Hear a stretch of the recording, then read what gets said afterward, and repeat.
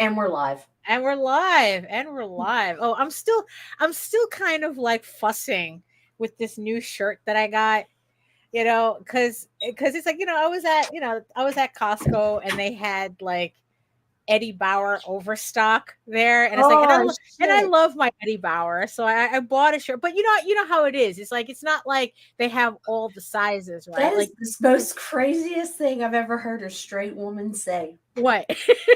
I love my Eddie I Bauer. love my Eddie Bauer. Yeah, It's just like I love my Birkenstocks is Sarah yeah, no, McLachlan. absolutely. Shit.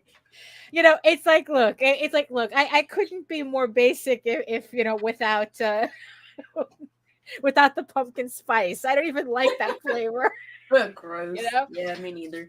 so it's like I'm still kind of fussing with the shirt because it's like I had to get an extra large. Usually I'm okay with a large, but it's like I always have problems with the shoulders and the boobs, and like Well, that's because your boobs are big. yeah, and it's like, and I never can get a shirt that actually like stays shut. So That's it's like, okay. We don't mind. Open oh it up. well, Just well, relax. In fact, you could take Eddie off. That's oh cool no, too. we're good, we're good. Oh, We're are good. we? Oh, Right. fine. So I'm so it's like if you see me kind of like fussing with this shirt because I'm not used I'm to how fidgety. baggy it is. Uh, Like I don't know, it just feels a little too big, but at the same time, it's like I'm afraid if I go to a smaller size, then it's it's like, oh Eddie no. Bauer. Them buttons will spread. Like I'm Right. dead serious, and that's hot as fuck too. Like you leave them top two open and just let it look like all the pressure and tension ripping that Right. Yeah. fabric apart. People need to feel like they have to duck in case that button pops. Oh my It's hot goodness. as No, fuck. no, I don't think I think I could live without that, without my shirts being a danger to society. It would be so hot. Good morning, everyone. It Oh is my September goodness. 20th, 2024, and this is the Raging to the Vlogs on a fucking Friday. Oh yeah, good thing you reminded me of that. I keep thinking it's Monday for I did too. I almost took my vitamin D. That'd have been right. gross. Oh no. Ah, fucking Uh hell. Let me yeah. see. I gotta find all this shit. All right, you Oh, ready? okay. Yeah, absolutely not. But hit it.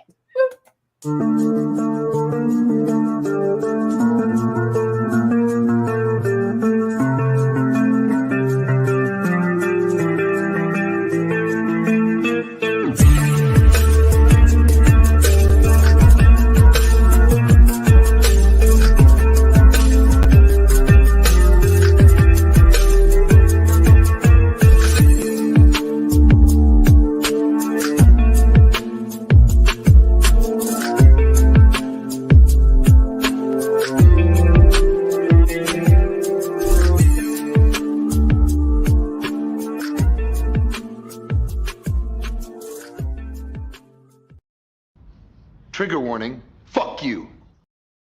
And that is awesome. Where's the Right. thing? Oh, Okay, oh, see, oh, I'm gonna there get we it go. together. I'm gonna get good morning, Dad. All right. Good morning. Good morning, Nita. Oh my goodness. Yeah, but yeah, I've been having some weird problems with StreamYard recently that it's like I have no idea what's causing it or what to do to fix it. StreamYard is doing a lot of updates because they are getting ready to do a $50 a year price increase on the professional account, Oh, dropping free basic, and like basic's gonna be $20 a month now or some shit like right. that. And I'm not sure if that includes logos or not. Right.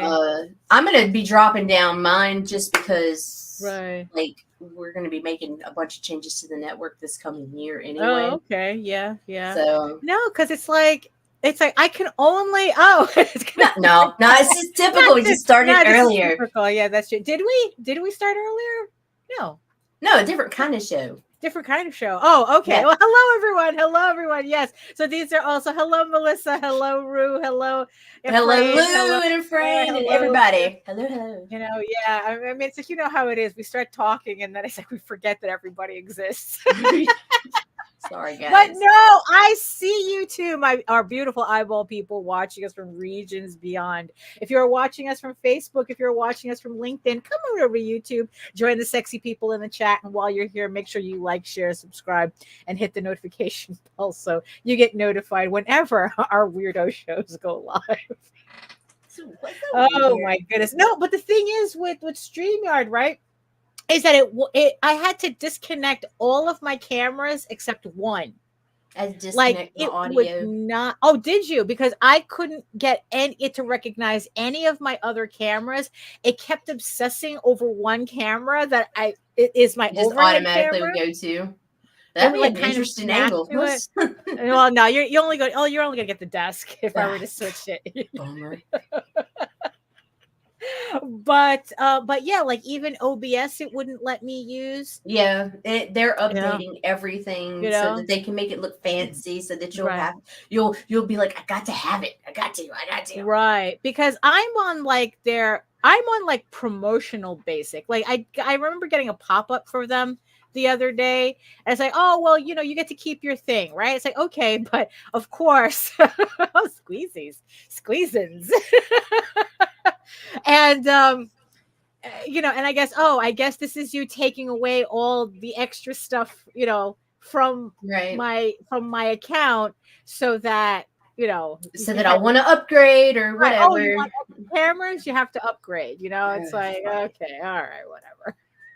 Gotta be so fucking complicated. Right. Yeah. But I understand why they did it. They ran it long enough to where everybody got used to it. It's the simplest streaming platform there is. Right. Everything is streamlined. It's not like Restream and some of the others, which I mean, I would switch to it if people would follow me, but they won't because they all old and stubborn.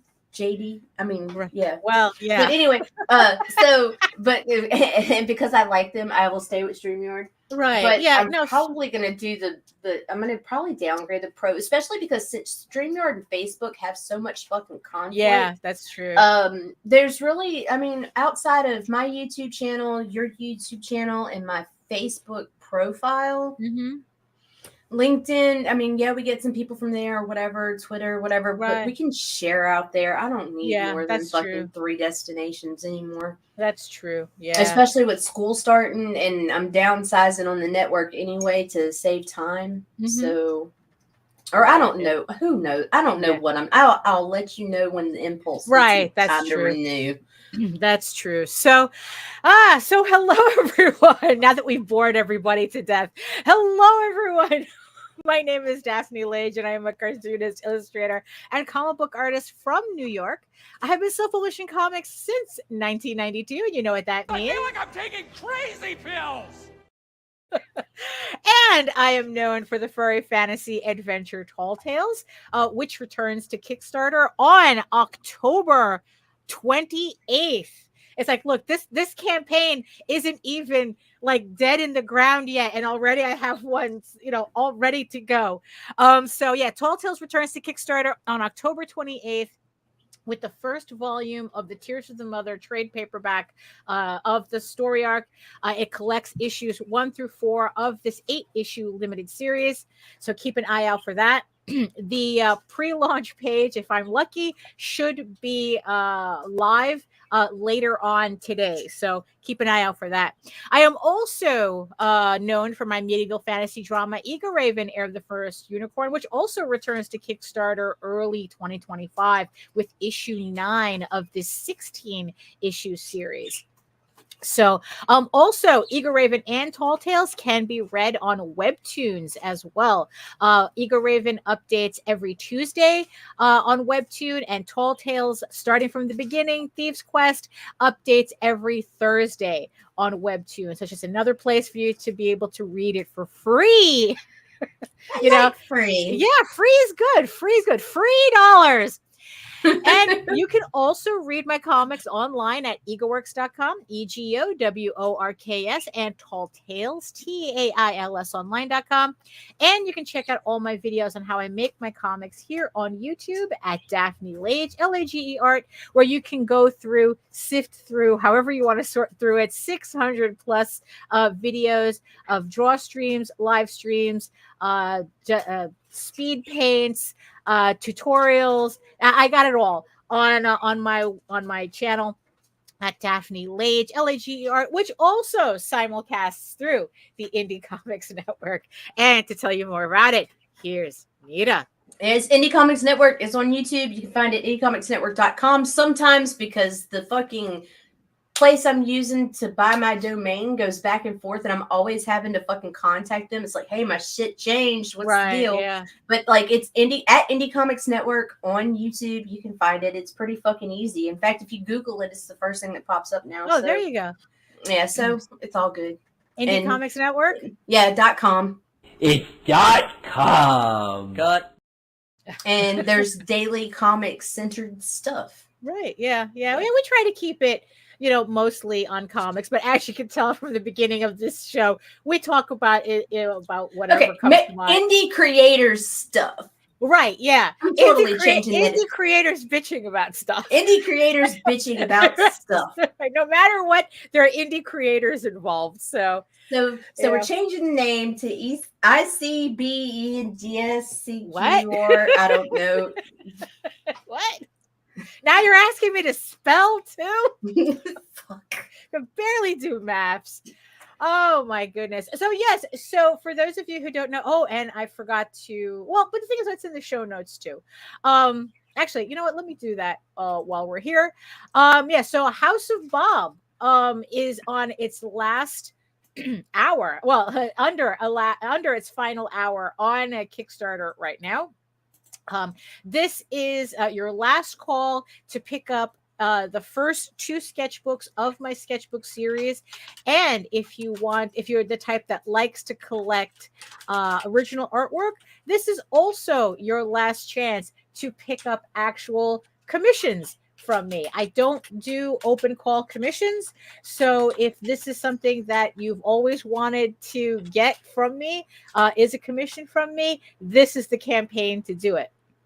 So yeah, I just want to thank the 102 backers who backed this campaign for let me just show it right here, for the House of Bob Fetish Fantasy and the remix, kind of like the remake of Mondo Bondo, which is a sketchbook that I released back in '97, and I remastered it for this new collection. So for these, if you want to pick up these books, on the campaign, they will be available on my store also later on this year. But if you want to get the first editions of these books, support the campaign, and you'll get them.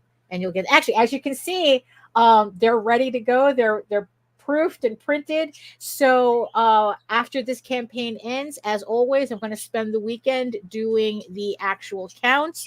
And then once we kind of get the, usually there are backers who kind of like don't update or forget to update their credit card information. We give them enough time for them to get that sorted out. And then I'm going to place the order, and hopefully in about 2 weeks, I'll be able to start sending books out. For those of you who are ordering commissions, I am also looking to get those out as quickly as I can as well, so you're not waiting too long to get your original artwork. Most definitely, though, my goal is to get all the commissions done by December. So I am not going into the new year owing people anything. So if you're a little concerned, of commissions. Yeah, there's a lot of commissions there. I'm going to be busy for the rest of the year. But you know what? It's like I'm actually looking forward to it. I'm looking forward to going back. It's like I've been working all my artwork digitally in Clip Studio Paint for like the past several months, and I am actually looking forward to doing hand-drawn commissions again. Because what I want to do with the commissions is that all the base artwork is all going to be hand-drawn. So everyone's going to get an actual physical piece of media from their commissions. Even the digital level, there is going to be a hand-drawn image, a hand-drawn illustration that you're going to get with your a final digital file of the commission. So I'm really looking forward to doing that. I think that it's good to switch back and forth from traditional to digital as much as I can.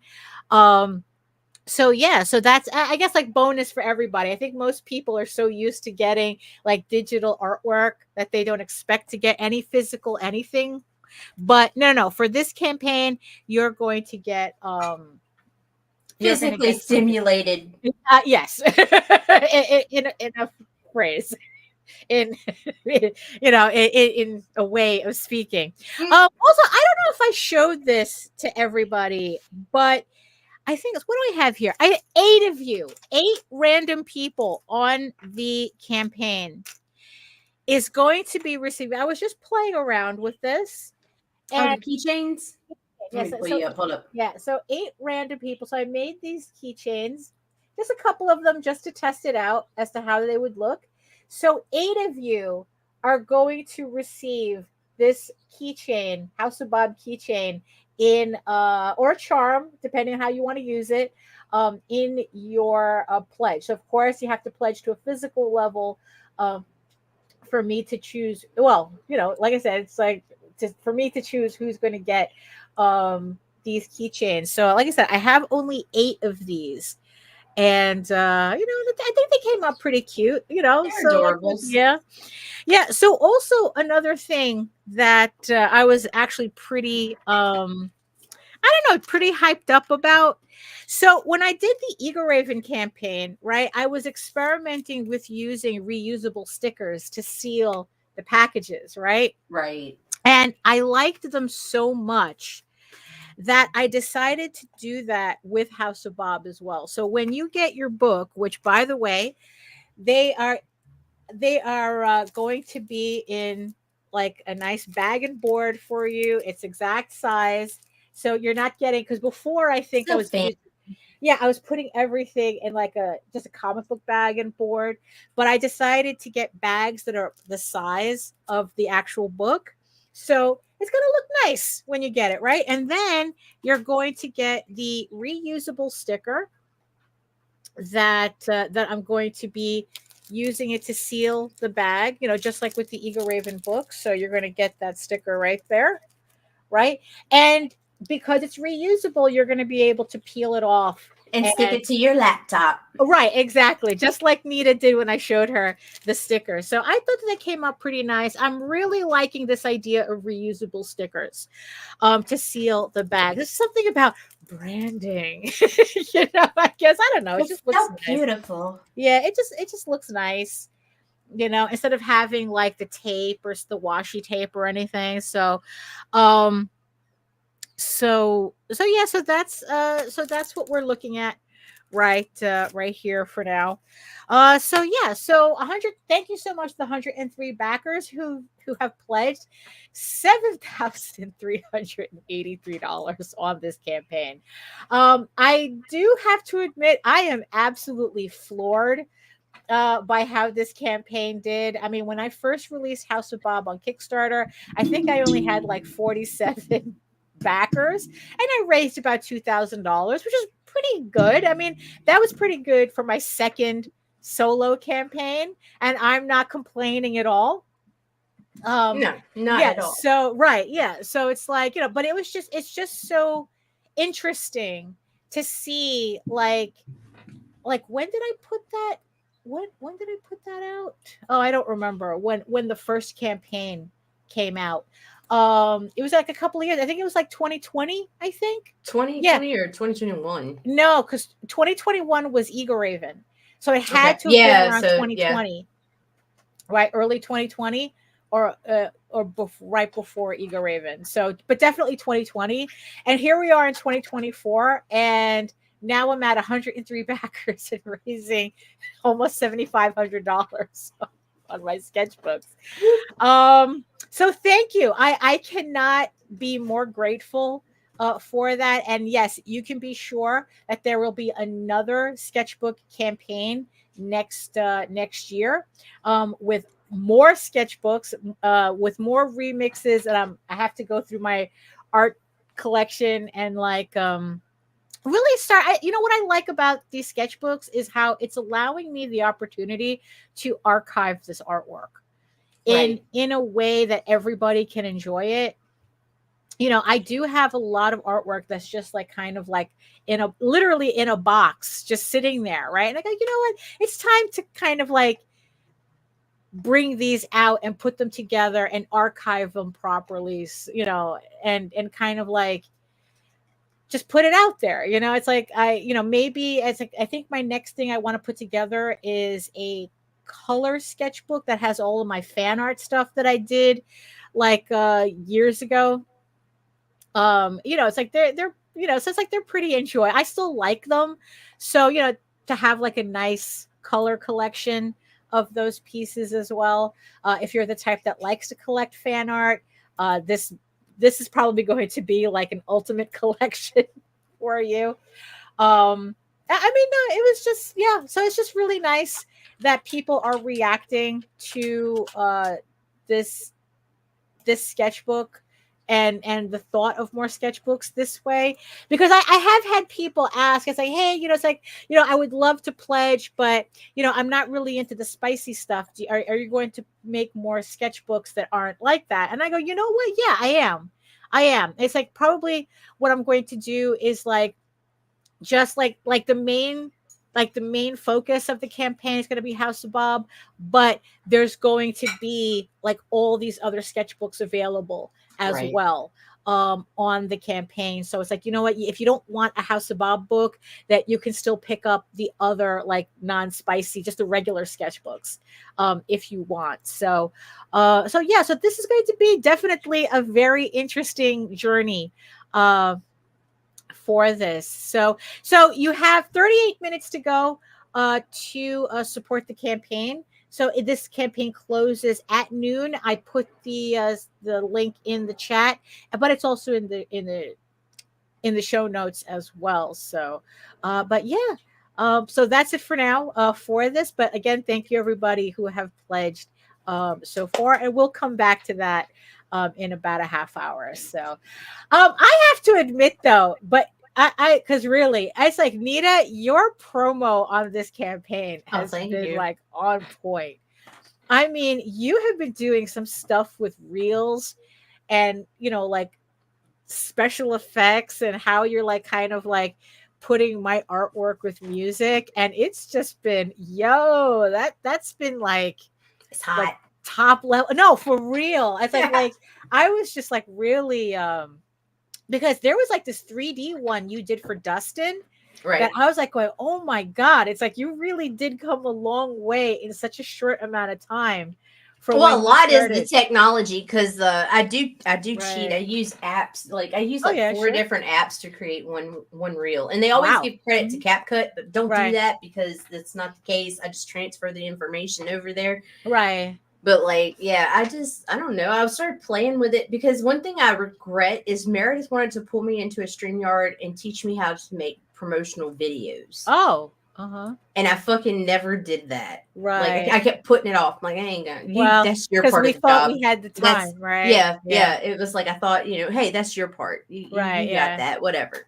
But yeah, so when I realized the reels my 13-year-old was making and how the transitions looked and everything, I was like, hey, I need your help. Right.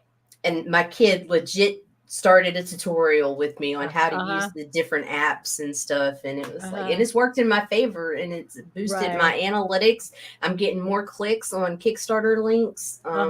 Views are phenomenal. Like, so I'm really pleased. No, really, because they're just fun to watch, because like it's not like when I do them, I'm just like, it's either static or, you know, or it's just like I try to keep it as simple as possible, you know, and it's like, you know, 'cause I just can't be bothered right now with them. But it's like I mean, you're timing it to music, you're timing the effects to music, right? You know, there was one like how you made it loop was just like absolutely seamless. Like, so where you didn't even realize you're still watching the same video. Yeah, exactly. You know, and it was just like, you know, it's really, it's really fun to see, it's like how, I don't know, just like kind of like, how just things are different. You know what I mean? No, I grew up. I Yeah. had to grow up. I had to become an adult. Right. I Yeah. decided to do it in my 40s, but whatever. Right. Well, hey, I mean, it's like, yeah, but that's, it's like we get it when we get it, right? I mean, in the end, because I've been watching a lot of, well, ever since I kind of started making, because it's like, 'cause obviously I speak like I can't make a decision on anything. The idea of like, oh, you know what, maybe next year I should go back to doing conventions more seriously and this, that, and the other thing, kind of like, right. Especially since I did register. Well, I signed up for MoCA, which is originally started as a comic book convention run by the Society of Illustrators, but over the years it kind of changed more into kind of like a generic art festival. So I don't know, I haven't been there in years, so I really don't know like how much comics is still involved with it. I mean, I've watched some videos of it and it looks more like a stationary convention than it does with people selling, zines and stickers and stationery and prints, kind of like that, but like really, really indie. Right. You're not going to find prints of Deadpool here. But I don't know how much, and I wasn't accepted last year, but I figured I'd just try it again just to see if I get in. And then it's like, I'm thinking also because Baltimore Comic-Con is this weekend as well. And I'm like going, not that I regret not going this year, which in a sense that I do, because Rob's there, George has a table there. Like it would have been a lot more fun. Yeah, this Heather's year. going to be there. Like next year it's on. Yeah, she fucking ended up making plans with her friend to fucking hit it up Saturday. So it's like everybody's there. Right. So it's like except us. Right, except us, right? Well, I mean, this year, I decided to just put my focus elsewhere, i.e. finishing my books. And then, work. Oh, it's like I'm too tired to make work. reels. It takes work. It really, that's why I can't get into it. I just need to learn to be faster because I have literally taken an hour to make a 30-second reel. Yeah. That sounds about right. Especially if you're fussing with it and you're trying to get. But I am getting faster because now on average I'm knocking them out in 10-15 minutes. Oh, there you go. And that's with transferring the pictures back and forth to myself. Right. I mean, I just don't like the idea of working like that. Oh, Melissa says she went to MoCA in 2013 and it was awesome for indie comics. Yeah, like I said, I don't know. So like I said, I signed up for it anyway, just to see what happens. If I get accepted, that's great. That's $400 out of my pocket, but it is an expensive show. But if not, then it's like, look, I have all these other options already too. Like I said, like Baltimore, next year I have that Monster Erotica that I'm checking out to see if I can get, like to kind of get a sense of what I would need to do in order to get a table there. There's like a whole bunch of anime conventions that I want to try out if I can get through the lottery. And there's a lot of like other like more generic fantasy conventions and like romantasy conventions in Washington, D.C., which is really close to Baltimore where my sister lives. Right. So there's a lot of things I'm kind of thinking about, kind of like expanding it. Time is a flat circle, right? It's like, okay, I used to do a lot of conventions before. We laid off on it for like 15 years and now we're coming back into doing conventions again. So because it's like, look, you can't, in the end, it's like, you got to use everything to your advantage to promote your book. And especially the type of conventions that I've been looking at is like, it's a little bit different than just going to New York Comic-Con. Right. I know that Jose had signed us up for a library convention. So that one is going to be, I still have to kind of like get my head together around that, but we're going to be doing a library convention. So that's going to be a little different. See how that works.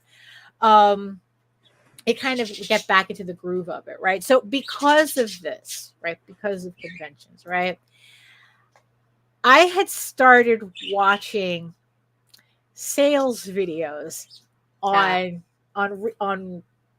Reels. It's the TikTok videos they bring to Facebook, and there are the Instagram Reels and whatnot. Because the two people that I'm actually watching, they're both on Instagram, so that's probably where it's coming from. And it's kind of, it's like, so there's two people that I'm gravitating to. I only remember one woman. I only remember it's one guy and one woman. Shelby something. I don't know. It's like, she's this 23-year-old that works out of Miami. She has a pink Porsche.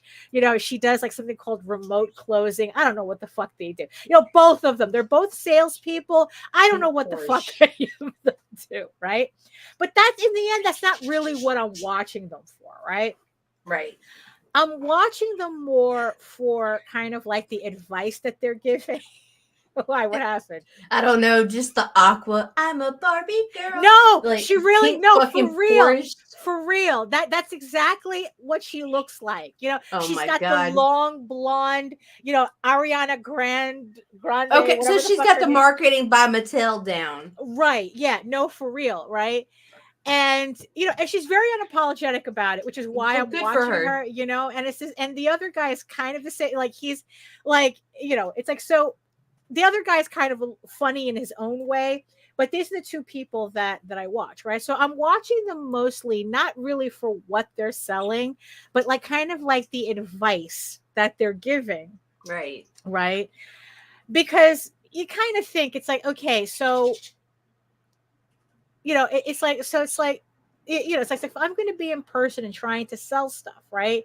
So their whole thing is changing your vocabulary in order to speak to people about selling things, right? And here's the funniest thing that the guy had said. So they always have some, like, I don't know, some kind of like big titty receptionist doing a pretend interview with them, right? And she goes, what it's like, what makes your salespeople so successful, right? And the guy goes, oh, my salespeople are so successful because they don't sound like salespeople. Word. And I had to laugh at that, right? Because I remember every convention where it's like you have the people screaming and jumping on tables and carnival barking and this, that, and the other thing, right? But also, it's like, even when you have the people who are trying to be kind of casual about it, right? They're still really cringe about it. Like, there is absolute, like, these guys are pitching to you. Right. So there is never, there's, it's like, I don't recall anybody having like any sense of subtlety for what they're trying to do. Right. So this guy is talking about that it's like, the secret to being a good salesperson is to not sell, is to not look like you're selling. Right. And part of part of that is that you kind of form a genuine rapport with the person on the other side of the table, right? Which is something I know a lot of people in indie comics don't know how to do. Yes. No, absolutely, it's really funny. Melissa. Oh, absolutely. Yeah. Don't forget that booth setup. Make your booth inviting and have good-looking labels for your work. No, absolutely. Yeah. Because it's like, because that's the thing also that these two people, the both of them, talk about, right? Presentation is everything, right? Because it's your presentation that's going to allow you to help break that resistance that you might have with a potential customer, right? But at the same time, you cannot treat them like you're just a customer, right? Because like, look, if you read any sales thing, right? Because this is kind of like my dilemma, right? Is that when you read any sales thing, doesn't matter what marketing book you get or anything. I mean, even the ones that we've been recommending for a while. What's the first rule of sales. To know your product within the first 30 seconds. Well, but also is that what problem does your product solve for the consumer? Oh. Right? That's like, what problem does the consumer have? But in entertainment, you're not looking to solve a problem, You really. see, that's the question that I have. Right. So it's like, because we're not selling mousetraps, right? No, we're not selling alleviating boredom. Right. Yeah. Okay. So that would be providing visual effects for master. Wait, I'm sorry. What? Yeah. Usually that we're live. We're live. Yeah. Usually that sells itself.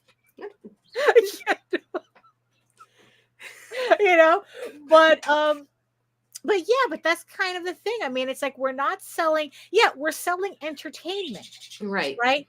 On no planet are people going to die. You can act like you're going to die. Die of boredom? I've come very close. You're not going to die if you don't have entertainment. Well, no, because it's human nature to create entertainment. True. No, absolutely. No, absolutely. Storytelling and, drawing on cave walls, that didn't come out of nowhere. It's like, it is, it's like, and especially after the COVID lockdown, it really did show how important entertainment is. Right. Right. Even though people don't value it. That's right. The ironic thing about it. Right. So it's like, so on one hand, entertainment is incredibly valuable to the point where people were literally protesting outside of Disneyland for it to open during COVID. Remember? It's like there were people literally demanding that Disneyland open their doors, right? Because the need for entertainment and escapism was that powerful. But at the same time, even greater than the will to live. You would think. You would think. But at the same time, we're also living in the same timeline, say that entertainment is not valuable and AI can do it. Right? Your skill as a creator. And even when they're not looking at fucking AI and devaluing you, they're still devaluing you. Look at fucking what IDW is trying to fucking propose. $200 a page start to fucking finish max. Right. That includes at least 5 paid people. It's like, okay, bitch, I'm going to work for you for 10 cents an hour. On one hand, IDW is looking very much forward to making that money off of what they're simultaneously saying is a devalued product. Right. It's like you're only worth $200 for an entire project. Right. Oh, yeah, per book. Per book, right? Not per book. I said per page. Was it per page or per book? No, it was per book. Are you sure? No, I'm pretty sure. Let me find the article. Pretty sure because it was per book because I was like, okay, now you got your fucking line art, your inker, because I understood it was $200 per page, but divided among those people. But divided if you have a writer, 5. Right? If you have a writer, an artist, a colorist, an inker, whatever you have on there, that cannot equal more than $200 a page. That's what I understood. All right. I know it's on here somewhere. So each page is divided by 5 people essentially, plus the cover. Yeah, it was per book. Getting the cost per book. Yeah, per book down to $200 for the whole book, not per page. I'm doubling up on this. Hold on, let me find it. Right. So so either way, IDW only wants to make a $200 investment on what they're planning to make thousands on. Right? So but my point is that entertainment is incredibly valuable while at the same time being treated as it's not valuable. It has no value at all, right? So that's kind of like for $200 per comic to cover writing, penciling, inking, coloring, design, and editorial all in. Holy moly! No wonder people For an entire book? For an entire book from concept to completion. Huh. Well, yeah, good luck with that, motherfuckers. Well, that's and here we go. And this is why they'll need the AI. Right, yeah. Yeah, so then they can say, well, nobody would send us work. Yeah, so nobody'd send us work. Well, there's one idiot that was out there was like, oh, I think this is great. And here, IDW, this is my call out to you. Yeah, dude, you look like a fucking retard. I mean, okay. But yeah, but yeah, so so that's kind of like, so when you're if the first rule in sales is what problem are you solving with your product for your consumer, right? How does comics fit into this? Because it's like, yeah, it's like, it's like, yeah, we're entertainers, essentially. We're alleviating boredom. Right. We're offering an escapist fantasy. Right. Right. So it's like, yeah. So it's like, so now it's like I'm watching these videos and like going, okay, so how do I turn around and turn those three things into something someone needs? Right. Into like, yeah, exactly. Into like, a person comes to the table. Oh, so how you doing? It's like, oh, just looking, right? They just go, oh, I'm just looking, right? And it's like, oh, so what brings you, it's like, oh, so what are you looking for? What brings you to the convention, right? I mean, and also the trick is to make it sound like you actually give a shit about the answer, right?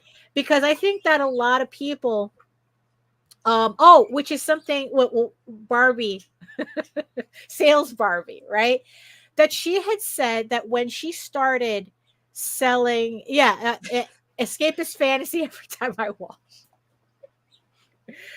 I mean, because that's, because she talks about even going to the point of creating a persona to sell your product, and she was saying that because, like, she said that when she used to sell pest control, she made this entire character, the bug girl. Oh, I'm the bug girl, right?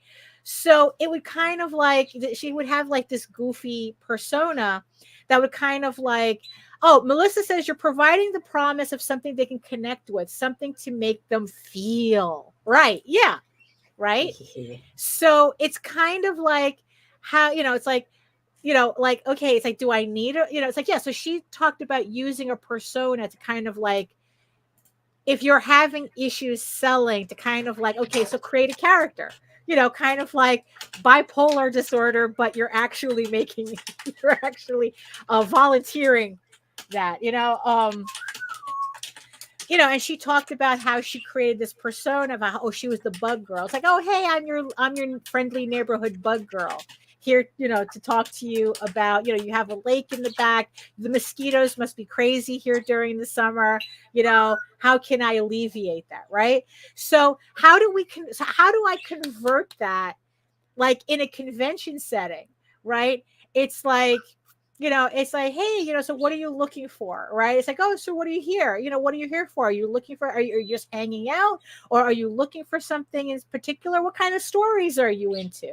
Right. But again, it's kind of like being able to speak like that while not sounding like a salesperson, because you figure the person in front of your table are already going to be suspicious with you anyway. Right. Oh, it's like, of course you're talking to me because you're trying to sell your book.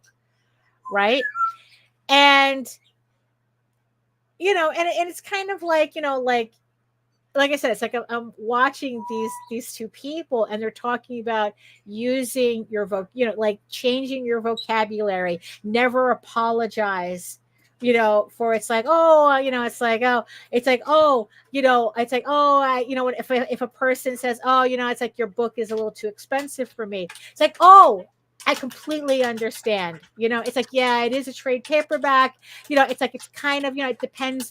It's not in everybody's budget, but luckily for you, I have these other alternative methods.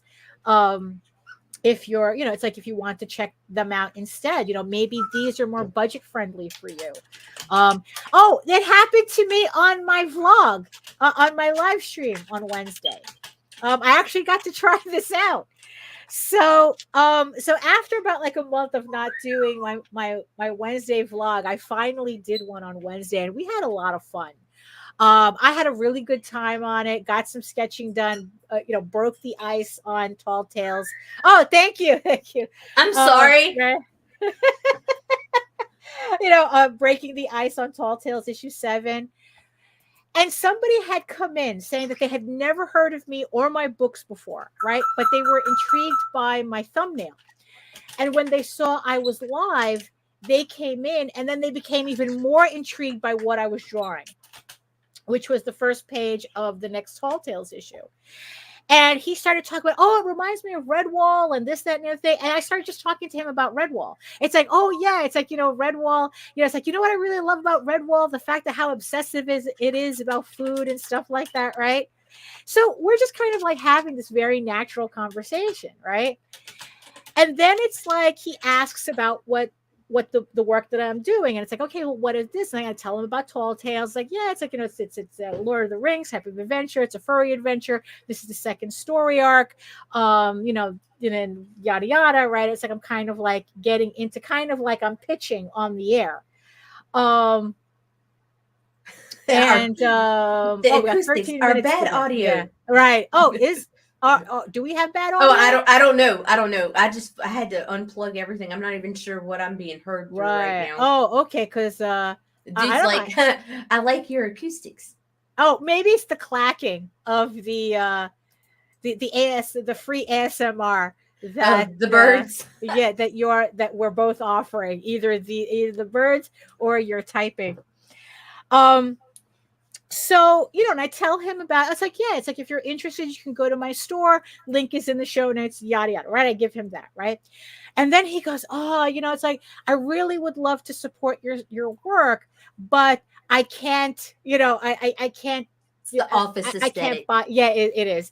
I can't buy. I can't spend money. It's like, he goes, I forgot what, like, it's like, oh, I can't buy your book, right? It's like, it's like he goes, I'm poor or something. I don't remember exactly what he said, but pretty much it boils down to, I can't afford to buy it. And I go, funny, you should say that, right? And I kind of say it like that because it completely triggered this shit in my head.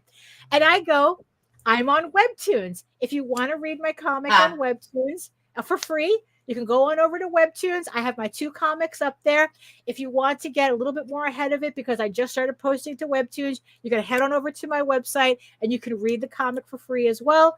And it's like, you can, 20 issues is on my website for free that you can read, no obligation, right? Right. And I start telling him that, hey, Jim, and I just start telling him that. It's like, no, don't worry. And I told him, it's like, look, don't worry about it. It's like, my $3. $3. I go, it's like, look, my goal is for you to enjoy my work, not spend money on it. If you can't do that, regardless of whether you're spending money on it or not, I want you to enjoy my work. So I have it available in these formats for free, that you can read at your leisure, and if later on you want to, to pick up hard copies of it, I have that too, and eventually I'm going to I'm going to like, I'm going to have to finally open up that account with BookFunnel so that I could offer up like PDFs and EPUBs of everything. It just seems so much easier that way. So the idea, was just like, oh, I have this to offer you. It's like, oh, you don't have to spend money. It's like, luckily for you, you don't have to spend money. I have something for you already. Yes, my favorite price too, right? And then the guy's like going, oh, wow, it's like, you just gained a subscriber. That's great. I'm going to check out your stuff and blah, blah, blah, right? And in the end, it's like, and then we just spent the rest of the stream just continuing our conversation with each other, right? It's like we kind of got like that sales thing out of the way, and now we were just able to go back to enjoying the stream. And I felt really good about it. It's like I go, wow, it's like if I could like kind of like get that kind of like that vibe in a convention setting, I might be able to do okay. You know? And the thing that I really thought about when that happened was every person who said, who said, right, is, or you eat like $1,500 worth of edibles. I have not eaten $1,500 worth, only about 300. Okay. You know, and it's like, you know, and all I could think about afterwards was all the people that told us, don't give your stuff away. Yeah. Oh, I'm not going to put my stuff online for free because then nobody will buy it. Right. And we hear that all the time. I hear that all the time. It's like, dude, if you don't give that fucking sample. Right. You know, and honestly, which is more important? The sale or cultivating an enthusiastic fan? That maybe you're not going to get them now. Right? But at least you gave them enough that you might be able to get them later. Right? It's like, which is more important? You know, the fact that someone's reading your book for free, or the fact that the person reading your book for free might really, really like your stuff. Right. And that's kind of like what I was thinking about. It's like, oh, you know, maybe this is what those two people were talking about, the two salespeople, you know, that kind of like have these options, right? It's like, oh, I can't spend money. You don't have to. Lucky for you, you don't have to. You know, check out the website that's on for free. Check out Webtoons. It's there for free. You know, because I don't know. It's like, I don't know whether this is just me or not, but just because I have something for free doesn't mean I won't want to spend money on it later. Exactly. Right. This right here. Right. Like, he says, we had a guy here in Australia who posted his entire book online for years. Then he did a Kickstarter and killed it over 12K. And that's the trend with fucking Webtoons. Is right, because they're like killing it. That was the thing that, like, there was a recent Webtoons that I saw where it's about like weasels. You know, it's like a furry comic about weasels, right? And that shit made 30 grand on Kickstarter. You know, it wasn't a porno book. It wasn't, you know, it wasn't a romance, but it was a furry book. It was kind of like Watership Down with weasels, right? Kind of like really niche out, you know, really niche. And he made 30 grand on Kickstarter because he had been running that series for free on Webtoons and on his own website. Right? So it's like, yeah. So it's like, which is more important, the actual sale or cultivating an enthusiastic audience through giving away your product for free, or at least having the option to do that? Oh, but the point that I wanted to make, right, was that, like, just because I'm like consuming media for free, I hate wording it like that. That doesn't mean I'm not willing to spend money on it later. There are plenty of books that I've downloaded like free samples of, and I'm like going like within like the first 3 pages, I'm spending $20 on the hard copy. You know, so it's like, it's not like it's that unusual of a situation, right? It's not like we're doing, you know, I mean, you know what I mean by that? I mean, it's like, yeah, it's like, just because you're giving away something for free, which is redundant to say, you're giving it away, doesn't mean that that person is not going to buy it. I mean, what was that thing? Who was that? Was it Judas Priest? It was another one. Black Sabbath, I think. No, I don't know. It was one of these. It was one of these bands, right? Where what they had done was that they had figured out. I guess this is. I don't remember if this was back in the Napster days or not. You know, when Metallica was suing to shut down Napster because, oh, you're not supposed to get our stuff for free. This other band, what they did was they did the opposite. They went to see which countries were downloading their shit, were bootlegging their shit, and then they based a tour on that information. And it was their biggest grossing tour they had ever done. They went to the countries. They did a tour in the countries that were downloading their music for free, like, you know, through Napster. Who's downloading our music the most? Oh, this country, this country, this country. Okay, we're gonna do a tour there. And what happens is that all these people who were downloading their music for free, they all went to the concerts. Whatever money that they would have lost by them downloading for free, they completely made up, I don't know, tenfold by doing a concert there. Because in the end, people wanted their music, you know, and they were willing to pay for it eventually, apparently, which they did. So that's it, you know, so it's like, that's kind of like, you know, like what these two salespeople were kind of like making me think of. And then it's like, and then kind of like seeing it inadvertently in action on my own stream, you know, and it's kind of like, oh, I can actually do this. You know, maybe I could actually do this, you know, kind of like get out of my ass, get out of my own ass about this. And like, going, you know what? I've probably only been making sales, right?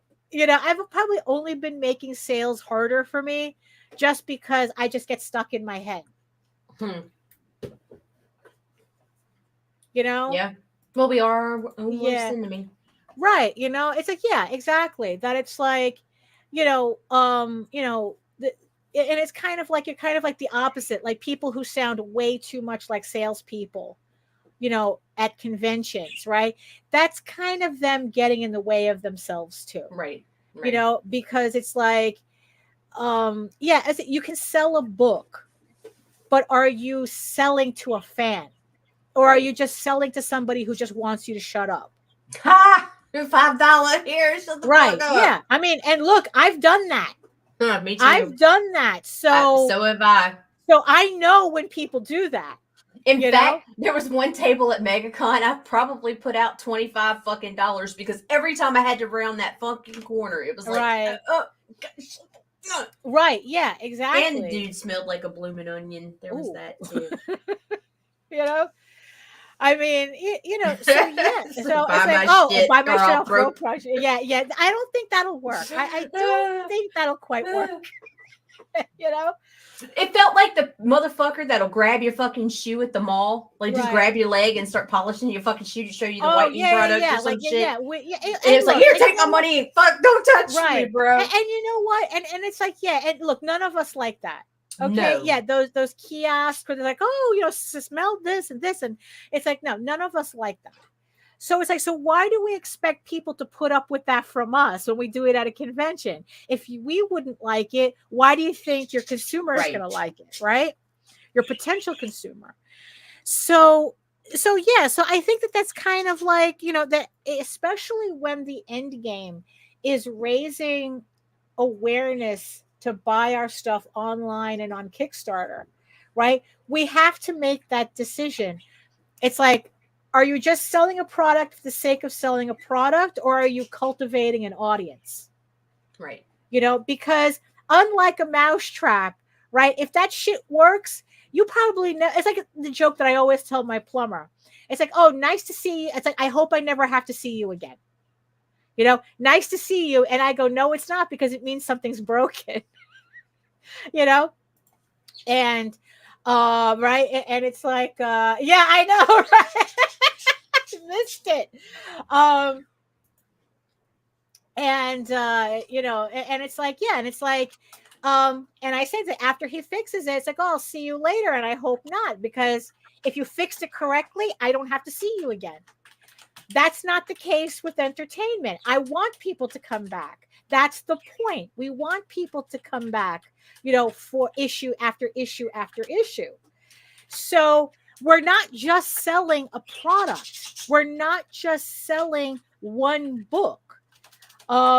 On the screen, we're down to the last 20 seconds of House of Bob.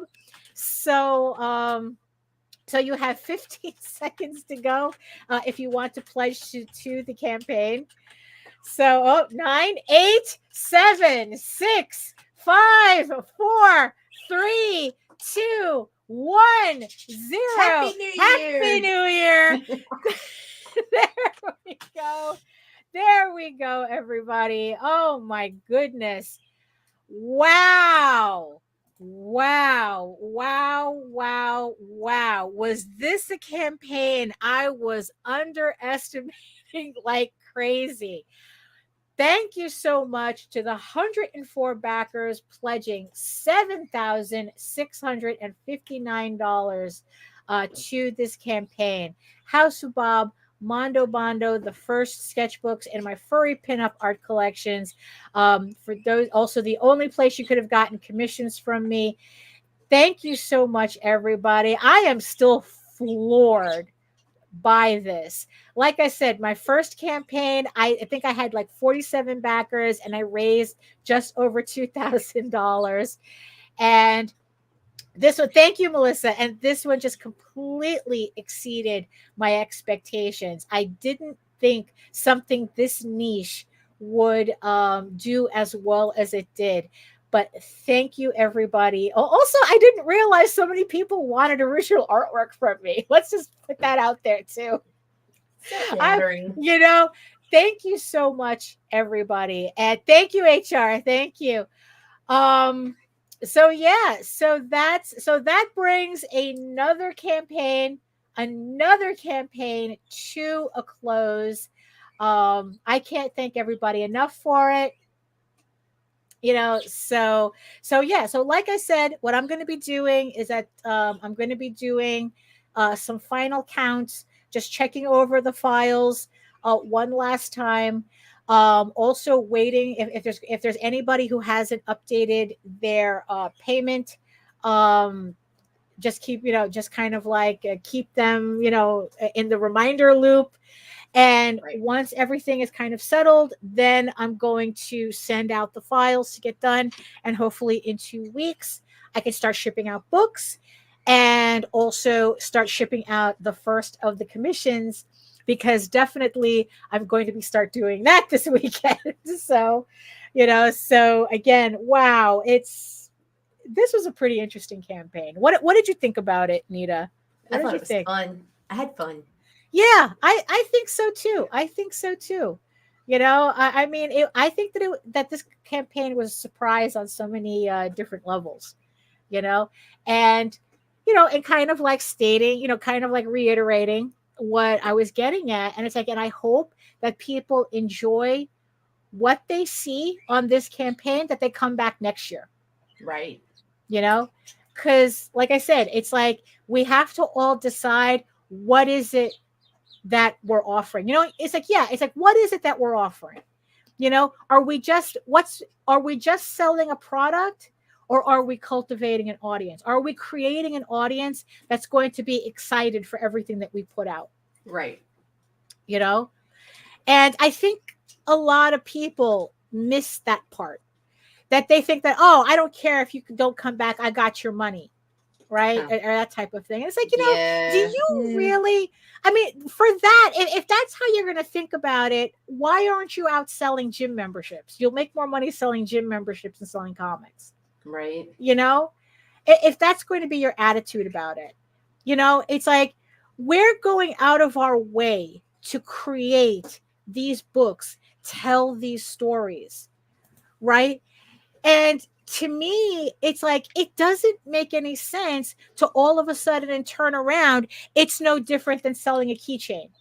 Right. Right. Oh, as long as I got your money for the keychain, I don't give a shit if you come back or not. And it's like, you know what? This is a lot of work and effort that we're putting in to have that in our thoughts. To treat the people that we're trying. Yeah, that's too much work. To make more comments. Yeah, exactly. It's like this is a lot of work for us to be doing, to just say, oh, it's like, oh, if you don't buy it, I don't care. And if you buy it, I got your money. I don't care if you come back or not. Right. Like, it's kind of weird to see people act like that. Yeah. About their passion project. Right, exactly. About something that is supposedly something they had like an innate desire to do. Right. And then to have pretty much resentment for their audience, like because that's, it's like, oh, you didn't buy my stuff, or right. It's like, or it's like, oh, why should I, it's like, why should I care about my audience? It's like, you either buy my stuff or you don't. And it's like, yeah, comics are a lifestyle of the poor and destitute. Hey, you do what you can. It's like, look, ever since my accountant told me, because it's like, I had asked my accountant, because, everyone's like, oh, form an LLC and this, that, and the other thing, right? Right. And I had asked my accountant about that. It's like, oh, people are recommending that I form an LLC. Is that such a good idea? And she goes, no, you don't make enough money to do that. Right. If you were making enough money to pay yourself an actual salary for what you do, then I would recommend it.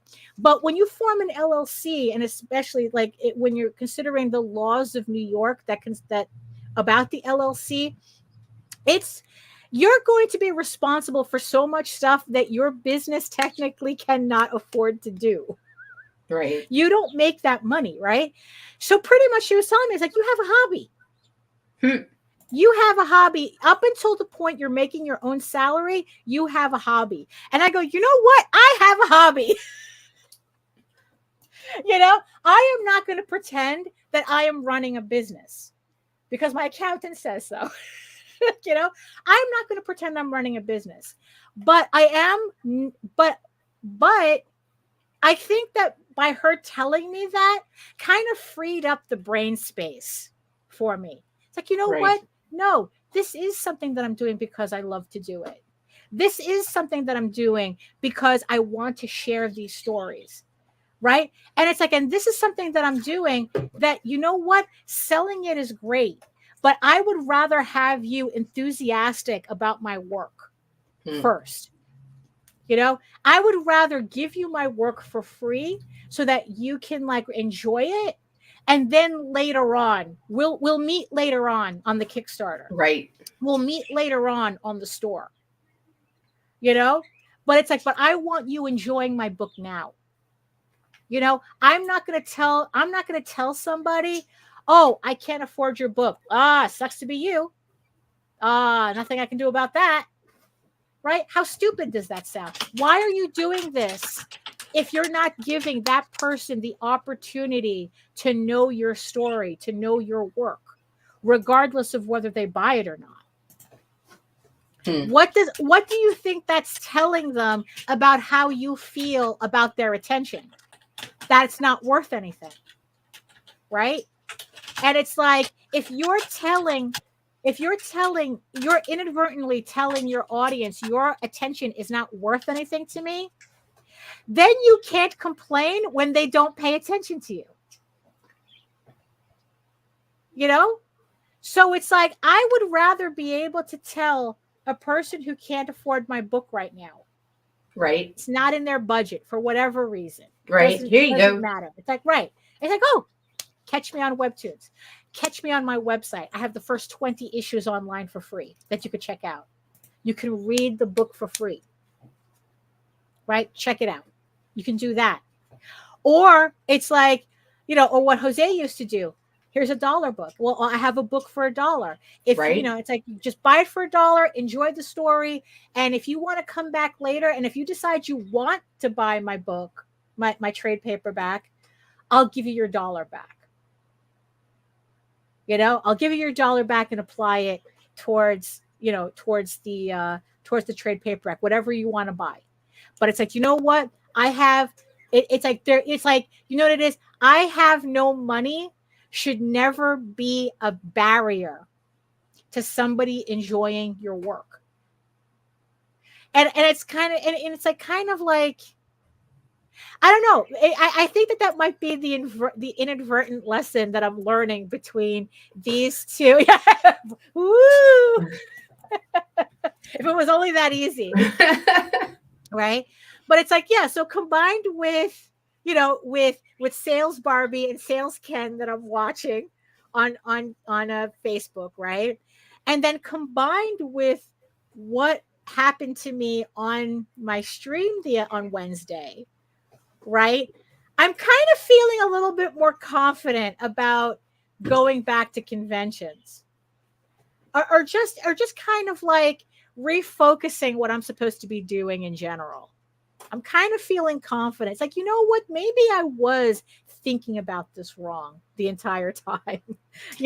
Maybe I was like a little too up my ass about, it's like, oh, I got anxiety. I don't want to talk to anybody, and it's like, stop being an asshole. Actually care about the audience you're trying to cultivate. It's the thing that I had posted the other day on Facebook. Don't complain about the work. No, don't complain about the results you didn't get for the work you didn't do. And it's like, yeah, you know what? That's it. If I'm not cultivating an audience, however I can, I cannot complain about not having their attention. Right. Right. So that's kind of like, that's, so I don't know. It's like, I'm feeling kind of in a way, but in a good way about all this. Yeah. You have the audience. Oh, that's a good one. You have the audience you deserve. Right. It's true. Right. It's true. If you're cultivating an audience that just wants you to shut up, right? Who trained them to be like that? Right? If you're cultivating an audience who it's like, oh, I don't care if they read my stuff as long as they buy it.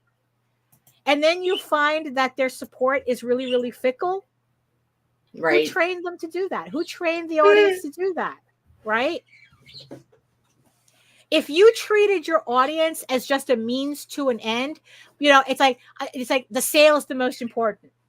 It's like, oh, I don't care whether you like it. Oh, hey, Marcus, hello, yes. And so it's like that's kind of like, it's like, oh, I only care about the sale. I don't care about cultivating, right? Cultivating that audience. So when you run a Kickstarter and all of a sudden nobody shows up, who trained them to do that? Right? It's like, you get the audience you deserve. And the only people training them to act that way. And then we wonder why we're hated. Right. We wonder why people hate watches. Well, you asked for it, motherfucker. I mean, it's like, look, I don't even, it's like, look, this is a journey that I'm on myself. Right. Okay. No, so sure. It's like, honestly, this is nothing. If anything, this is only personal to me, but if the shoe fits, feel free to dance. Cinderella. I mean, I'm serious. It's like, look, everything that we talk about on this show pretty much is based on our personal experiences. And I'm only mentioning it to kind of like, do you resonate with it? Do you not resonate with that? Maybe this is something you should try. And we always say, it's like, take what makes sense to you and leave the rest. If something we say makes sense to you and you think you can apply it, please feel free. If you find out it doesn't work, that's okay too. It's not that we're wrong. It's just that it doesn't work for you. That's not what you need to do, because all our books are different. So even though we're all selling entertainment, it's very personalized in a way, right? Because everybody has their, we're talking. Well, first, I just ended a campaign. I just ended a campaign for House of Bob, which I spoke about on the on the stream the other day, right? And pretty much that what we're talking about is whatever comics, right? And chaos and whatever, right? And now we're just talking about just sales in general, like how other creators can sell their books or try to sell their books, because like I said, the vlog, the draw stream that I do on Wednesdays is more of a free-for-all, whatever we have a conversation for it. This one has a little bit more of focused topics, so in this case we're talking about creators and how that they really need to come to Jesus as to why they're doing this. For real. It's like creators have to, it's like you have to sit down with yourself and understand why you are doing this. Do you want to just sell tchotchkes? Do you just want to sell product? Right. Then I don't know, go sell gym memberships. Right? Go sell pest control. You'll make more money that way. Right. Shit, just go work at Chipotle. You'll make more money that way. Right? But if you're selling the extension of a passion that you have, right? That's a completely different thing. Right? And that requires you to genuinely interact with the people you want interacting with you. You can't just say you're the customer, you're over here. It's like, no, I want you to enjoy my stuff. So I need to cultivate whatever it is I need to cultivate to get you to enjoy my stuff. However it is I need to do it. Do I give you my book for free? Yeah, it's available on a website, available on Webtoon, right?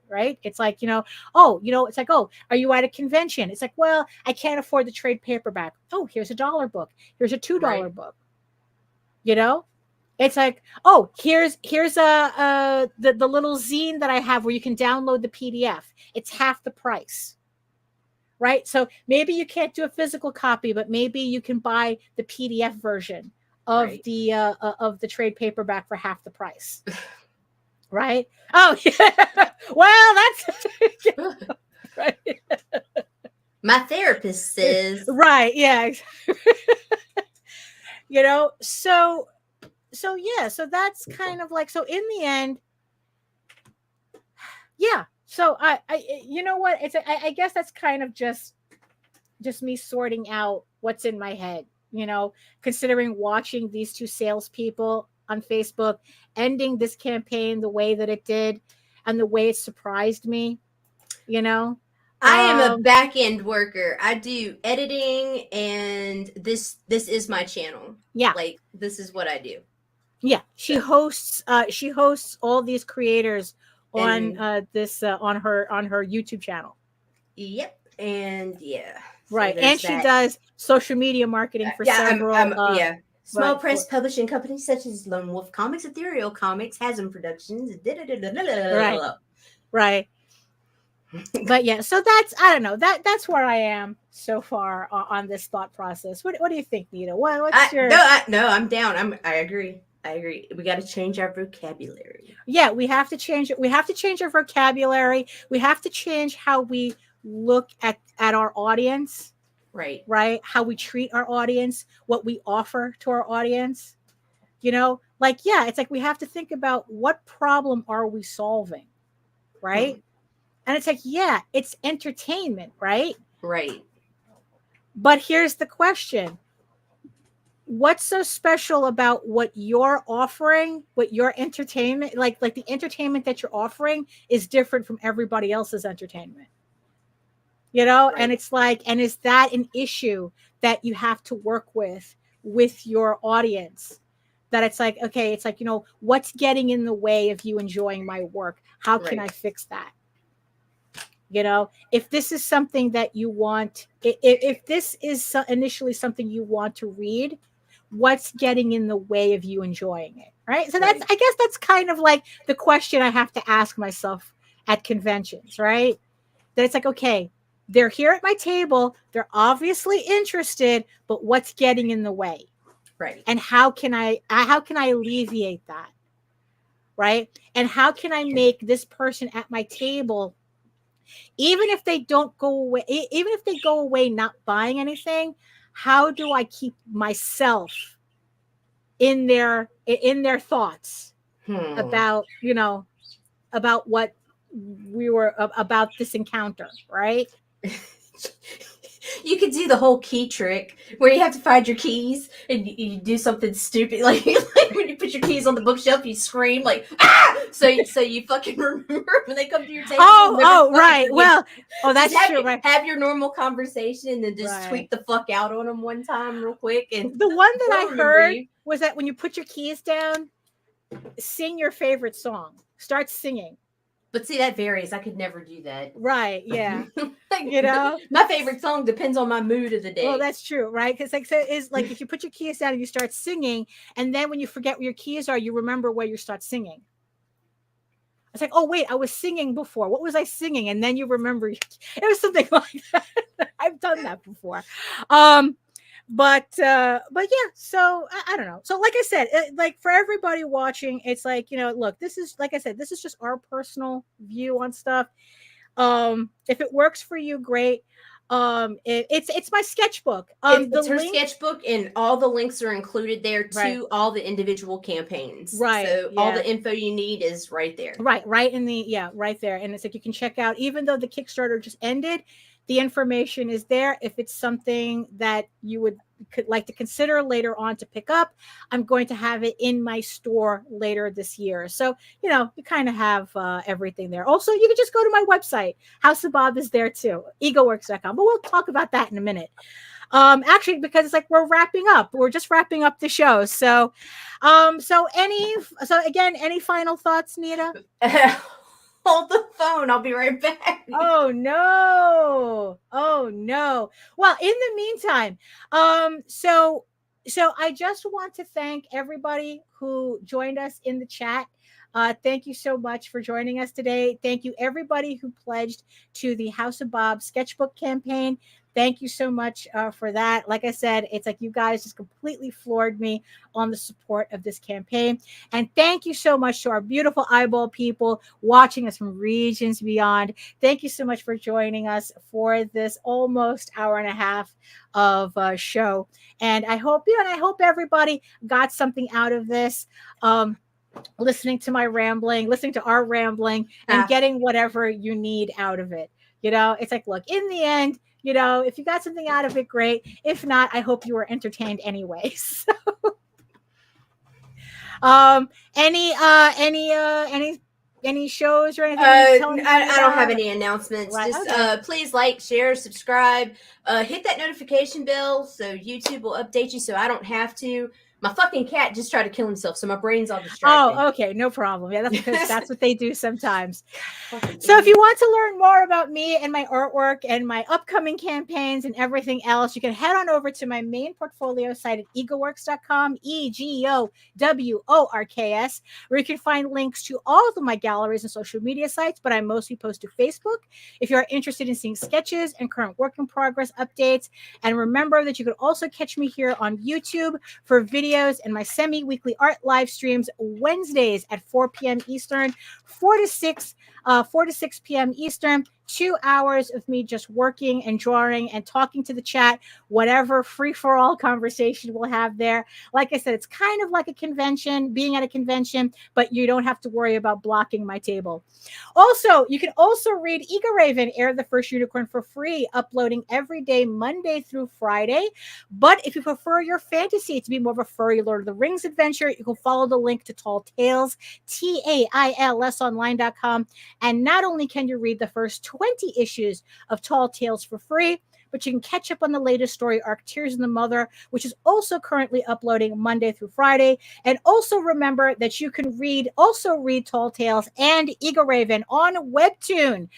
Ego Raven uploads every Tuesday on Webtoon. Tall Tales uploads every Thursday on Webtoon. So you have an option for that as well. So thank you so much, everybody. Chat, eyeball people, whatever. If you're catching us on the replay, thank you so much. Thank you so much for everybody who supported the Kickstarter. And in the words of the ancients, eat your food, moisturize, mind your business, and do the work. Because when you actually do the work, you never have to fake any of your accomplishments. Thank you so much again, and we'll see you next time. Toodaloo. Fuck you, fuck you, fuck you. You're cool. And fuck you, I'm out.